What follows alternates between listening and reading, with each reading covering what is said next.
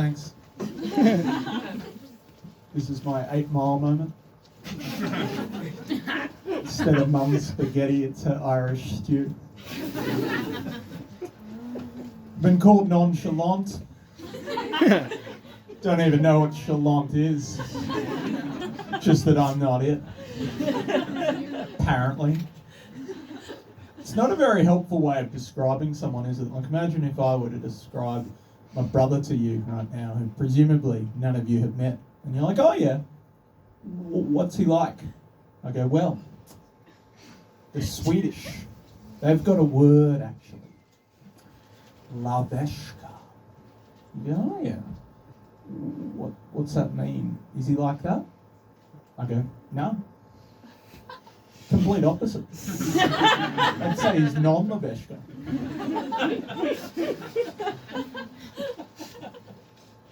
So as you can probably tell, I'm not from around here. I'm from Galway. Now I am from Australia. I didn't realise I had an accent until I came over here. I thought it was you that spoke weird. If you haven't been to Australia, it's kind of like if all the white people in Croydon got together and colonised an island.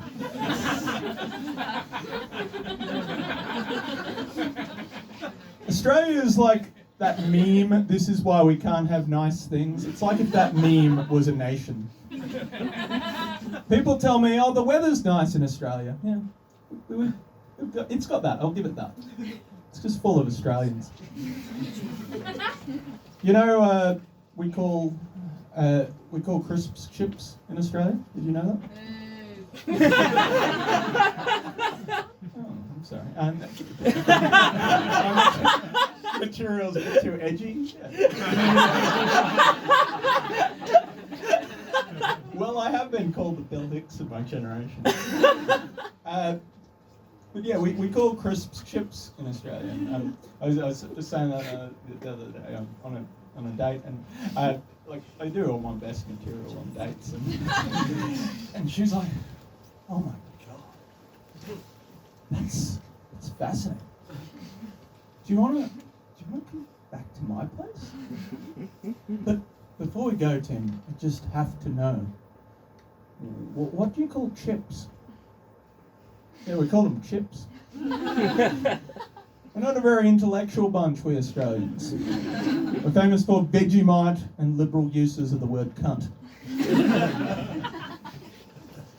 I came over here, I packed up all my stuff, and flew 10,000 miles, started a new life, only to discover that maybe it's me that was the problem after all. You're probably wondering, you know, why am I on an Irish lineup? And well, O'Hare is an Irish name.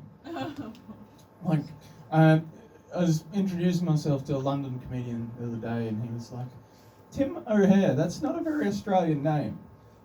I thought, like, I didn't have the heart to tell him. Like, I felt like I was like, you know, telling a kid that Santa's not real. I was like, you know, there's not too many people that have Australian names. You know, we had a genocide, right? My great grandfather, he came from Mar. He left during the potato famine. He packed up all his stuff, and he left with just like a penny in his pocket. He started a new life, and I'm sure, like, while he was going through all those hard yards in Australia, he was just thinking, just one day I'm going to have a great grandson who's going to go back to the UK and bum around and be an open mic stand-up comedian. And that I'm sure that's what got him through. This is actually my second stint overseas. My first stint didn't work out too well. I was in Dublin New Year's 2022, and a girl approached me named Alison, and we got talking, and suddenly my whole life gained a new bit of perspective. There was before Alison and there was after Alison. Suddenly it all made sense to me, and I could see a future for us. I could see I would move to Ireland to live with her and to raise sheepdogs, and I could see a future. To her, she was the future. And to me, she was the future, and to her, I was a tall guy in a bar. I am single now. I got dumped by my ex, which is kind of par for the course. It's kind of expected. She wouldn't be my ex if she didn't dump me. I mean, I suppose I could have dumped her, but I mean, it doesn't tend to work that way.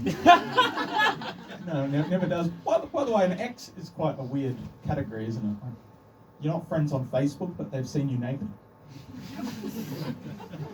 And relationships are weird. Like, imagine going up to someone and being like, "Hey, this is a really good thing we've got going. Let's run it into the ground. Let's keep going until we resolve it." Anyway, it wasn't too bad with this ex, but the way she broke it to me was just a bit too cliche. She said to me, "Look, Tim, there's no easy way to say this.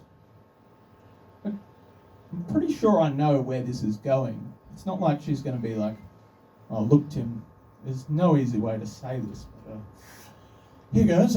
Peter Piper picked a pair of pickled papers. Oh, and by the way, your jokes are funny, the orgasms were real, and comedy is a realistic career path for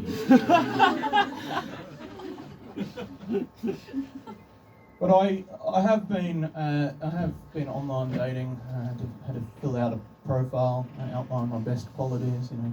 So I thought to myself, what is there? I'm clinically depressed, alcoholic, unemployed, hypochondriac, open mic, stand-up comedian with erectile dysfunction. 6'3".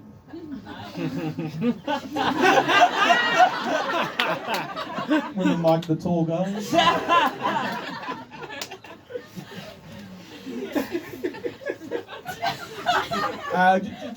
Just mentioning the erectile dysfunction.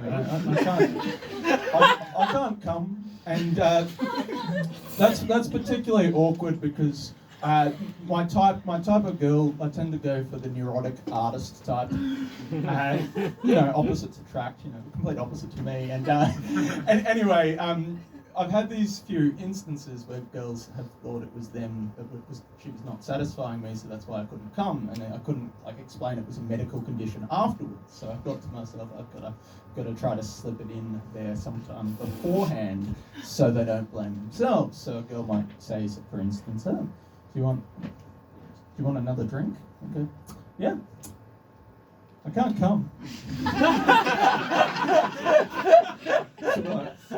I'm sorry? I go, "Oh, it's a medical condition, like a tightness of the foreskin, or that's what the doctors think, or maybe it's like my lifetime on antidepressants, or it could be all the pornography I consumed as a teenager, creating an unrealistic standard of beauty." And I mean, I guess maybe like my psychiatrist, she thinks maybe it's like my unresolved homosexual tendencies, and she's like, yeah, I was just gonna get another drink, and then I was gonna go home to my boyfriend. Oh yeah, okay, I'll have a Guinness.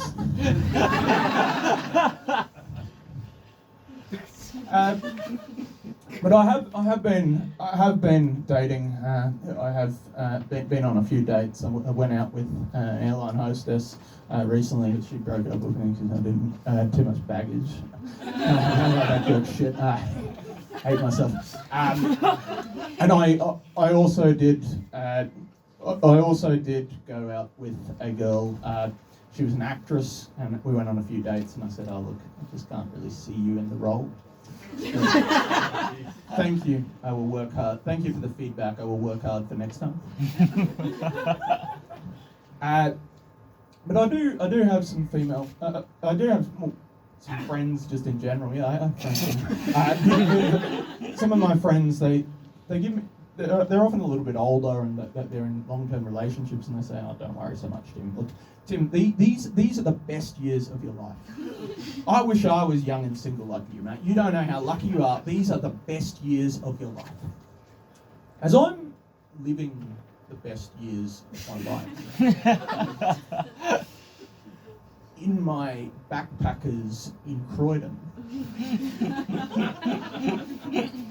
lying in my bunk bed with 12 other backpackers in the room, eating my lukewarm mee goreng noodles, spilling a bit of broth on my chest as Doug in the bunk below me, as the bed vibrates because Doug in the bunk below me is masturbating.